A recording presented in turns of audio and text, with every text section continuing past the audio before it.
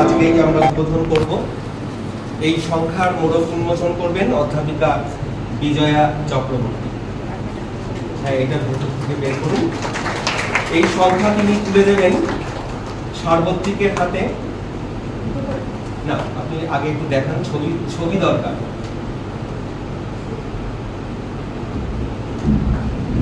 এই সংখ্যার একটি কপি তিনি তুলে দেবেন সার্বত্রিকের হাতে। সার্বত্রিক আজকে আমাদের বিশেষ অতিথি, তাই ওকে স্পেশাল কেয়ার করা হচ্ছে। সার্বত্রিকের হাতে একটা কপি তুলে দেবেন। আর সৃজন সিংহ আমাদের বিশেষ অতিথি, তাই ওর হাতে আরেকটা কপি তুলে দেওয়া হবে। সৃজনের এই ফর্মটা আমার পরের সংখ্যায় কাজে লাগে। এবারে আমি অনুরোধ করব এখানে যে আমাদের শ্রদ্ধেয় অভিভাবকেরা আছেন তাদের হাতে একটা করে কপি দেওয়ার জন্য। এখানে আছেন ডাক্তার সুজন সেন, আছেন মনোজ স্যার, আছেন মায়াদি, আছেন কার্তিক বাবু, আছেন দেবেশ চক্রবর্তী। এদের হাতে একটা করে কপি। হ্যাঁ, আপনি দেখে নিন।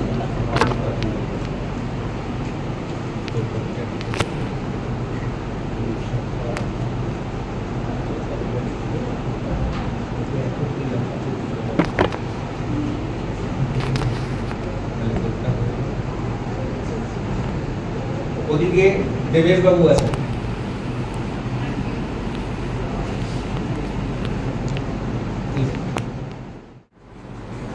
The everlasting flame, celebrating 75 years of the Indian Constitution.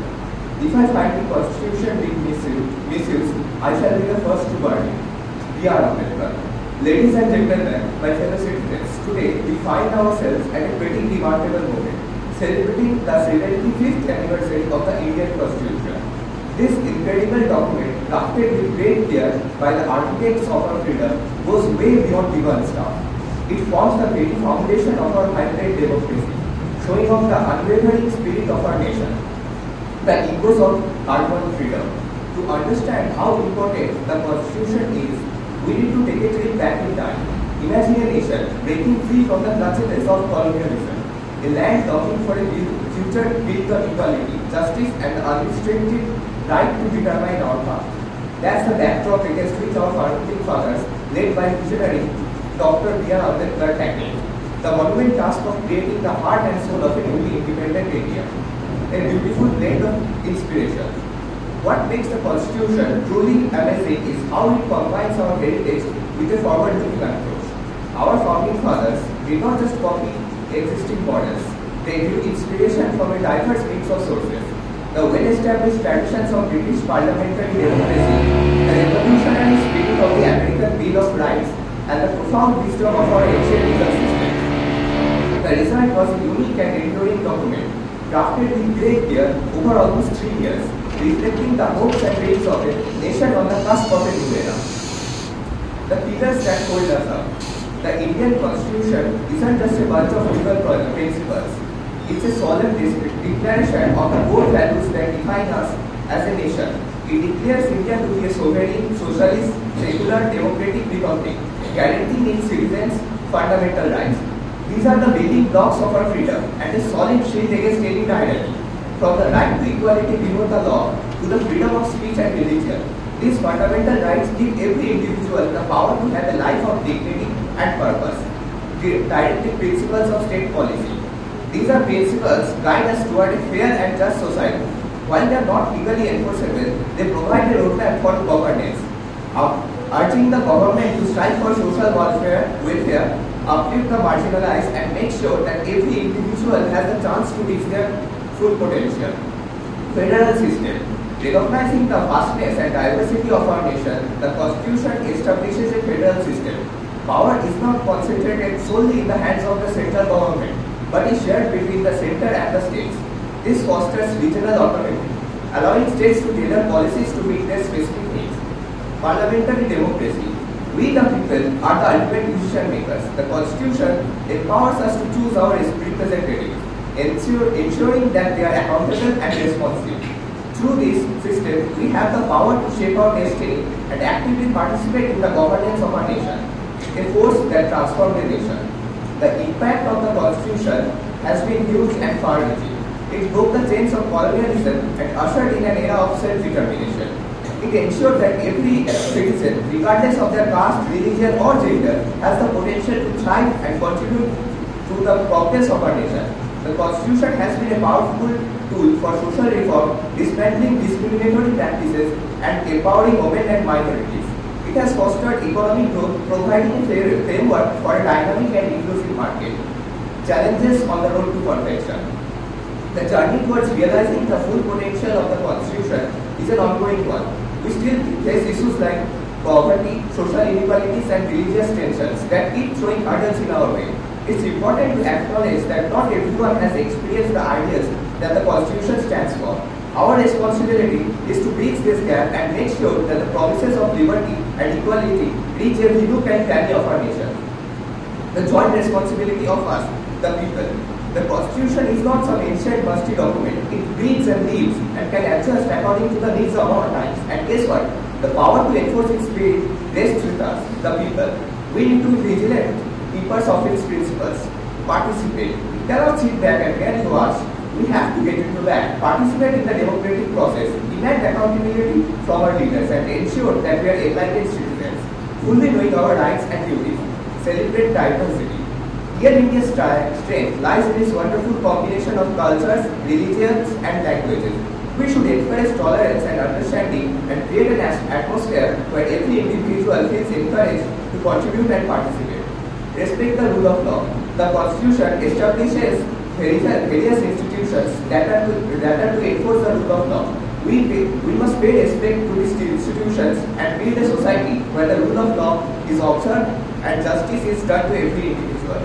The guiding star. 75 long years is a big deal. As we mark this moment, let's recommit to the ideas that the Constitution holds so dear. Let's make sure this document continues to light the way for generations to come. With the Constitution watching over us, let's march toward a future that's bright, fair and truly democratic. The Indian Constitution isn't just a combination of legalese, rather it's a shared dream, a promise of a better tomorrow. Let's work together to keep this dream alive and shining, not just for India, but for the entire world. Thank you. Thanks a lot. সার্বত্রিককে অসংখ্য ধন্যবাদ। আর যেটা বলার, আজকে আমরা যে এখানে সংবিধান নিয়ে আলোচনা করছি,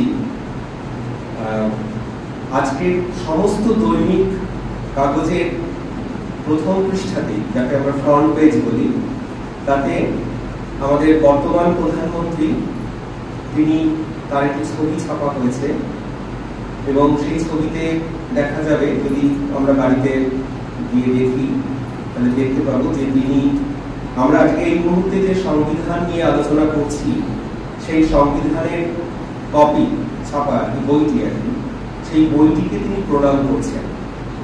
আবার গত 1 জুন রাহুল গান্ধীকে আমরা দেখেছি যে তিনি তার রাজনৈতিক বক্তব্য রাখছেন ঠিকই, কিন্তু শেষ পর্যন্ত তিনি যা বলছেন সেটা সেই ভারতের সংবিধানের যাবতীয় বিষয়ে, এবং তার হাতেও ভারতীয় সংবিধানের একটি পকেট বুক সংস্করণ ছিল। তাহলে আমাদের প্রত্যেককে সংবিধান সম্পর্কে জানাটা খুব জরুরি।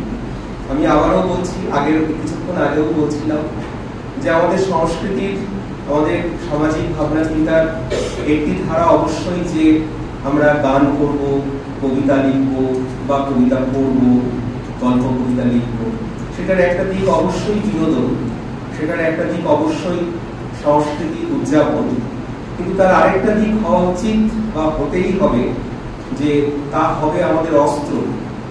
সেই অস্ত্রগুলো দিয়ে আমাদের কবিতাই হবে আমাদের অস্ত্র, আমাদের গান, নাটক, ছবি সব হবে আমাদের অস্ত্র।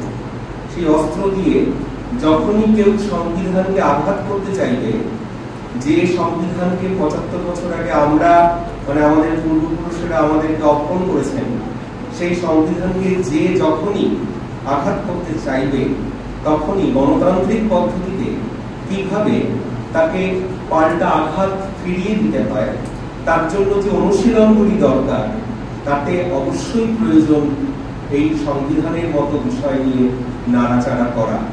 কারণ পাঠ্য বইতে, আবারও বলছি, পাঠ্য বইতে প্রত্যেকটা বইয়ের শুরুতে সংবিধান সম্পর্কে কত কিছু লেখা থাকে। এখন থেকে আমাদের অভ্যাস হোক ওই লেখাগুলো পড়ার, যাতে আমরা যদি কৌতূহল হয় তাহলে স্যারের কাছ থেকে জেনে নেওয়া যাবে, শিক্ষক শিক্ষিকার কাছ থেকে জেনে নেওয়া যাবে যে আমাদের বইতে এই যে কথাগুলো লেখা আছে এগুলো কি স্যার, এগুলো কি ম্যাডাম, তারা নিশ্চয়ই আমাদের জানাবে। আমরা দেখি না যে স্যার ম্যাডামরা জানাতে আগ্রহী হন কিনা, তারা বলেন কিনা ঠিক আছে কালকে বলবো, ঠিক আছে পরের মাসে বলবো, ঠিক আছে এবছরের মতো তো স্কুল আর খুলবে না, সামনের বছর খুললে বলবো, দেখা যায়। তো এইভাবে আমরা একটা পাল্টা পরীক্ষা তো করতেই পারি।